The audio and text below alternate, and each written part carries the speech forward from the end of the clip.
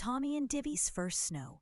The night it happened, the world ended and began again before breakfast. Tommy was 5 3/4, which he felt made him practically 6. Divy was 3 1/2 and still believed her brother could do anything, including make the sky fall.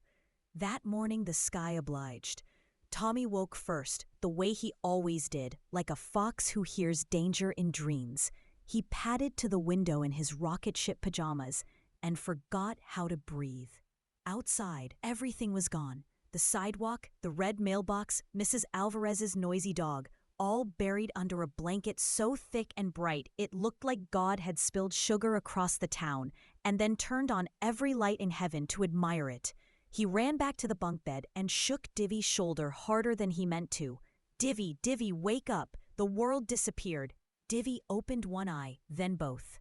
She followed him to the window and pressed her whole face against the cold glass, leaving a foggy ghost of herself behind. "It's still there," she whispered, awed. "It's just wearing a new dress." Their mother found them minutes later, already half-dressed, one boot on, one mitten missing, arguing in frantic whispers about whether snow tasted like vanilla or clouds.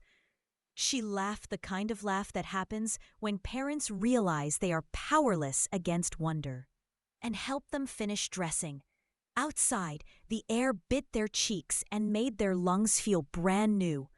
The snow came up to Divy's knees and Tommy's thighs. Every step was an expedition. Every breath came out like dragon smoke. They had no plan, only rules they invented on the spot. You must fall down at least once on purpose. You must name every snow angel.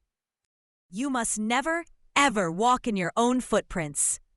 Tommy named his first angel Captain Blizzard. Divy named hers Princess Marshmallow Sparkletoes. They lay side by side in the front yard, moving their arms and legs until the snow took their shape and kept it. Like the world was making photocopies of joy.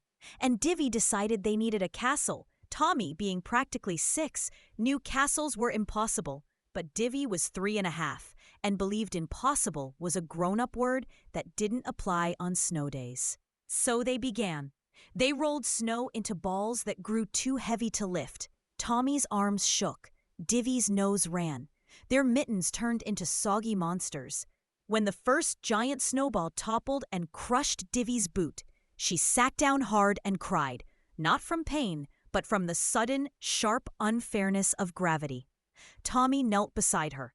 He didn't say, "It's okay," because it clearly wasn't. Instead, he took off his own scarf, the one with tiny reindeer their grandmother knitted, and wrapped it around the ruined snowball like a bandage. "We'll make him the guard," he declared. "Sir Crumbles. Every castle needs a broken knight who still stands watch." Divy sniffled, then laughed so hard she fell over again.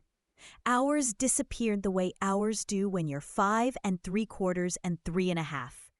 The sun climbed pale and low, turning the snow pink, then gold, then the color of candlelight. Their mother called once, twice, but her voice sounded miles away, like it belonged to another planet. At the very edge of the yard, where the lawn met the quiet street, they found the perfect spot, a small hill no one had touched. Together they pushed and patted and carved until a lopsided snowman leaned there, one stick arm raised in eternal salute. They gave him pinecone eyes, a carrot their mother would later swear she never bought, and Tommy's second favorite hat, the one with the pom-pom that looked like a raspberry. Divy stepped back to admire their work. "He's lonely," she said suddenly.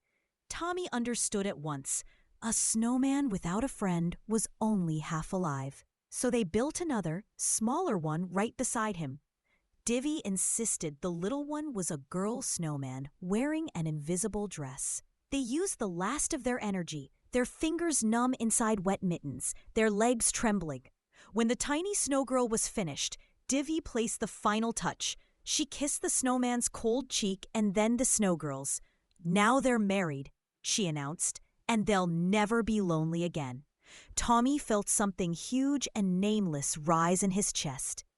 He looked at his little sister, her cheeks bright as apples, her eyes shining like she'd swallowed the whole sky, and understood something he would spend the rest of his life trying to name.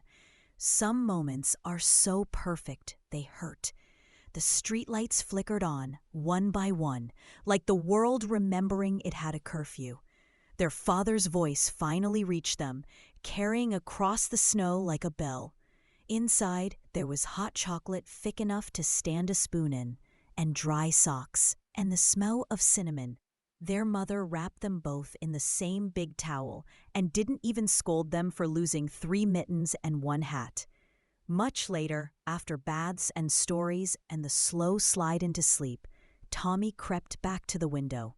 The snow had stopped falling. The world was holding its breath. Under the porch light, Sir Crumbles still stood guard, slightly drunk from all his wounds. Beside the married snow couple, 2 sets of tiny footprints led away into the darkness and never came back. Tommy smiled, pressed his hand to the glass one last time, and whispered the secret he would keep forever. That was the day the sky fell in love with us. And we caught it. And we never let it go.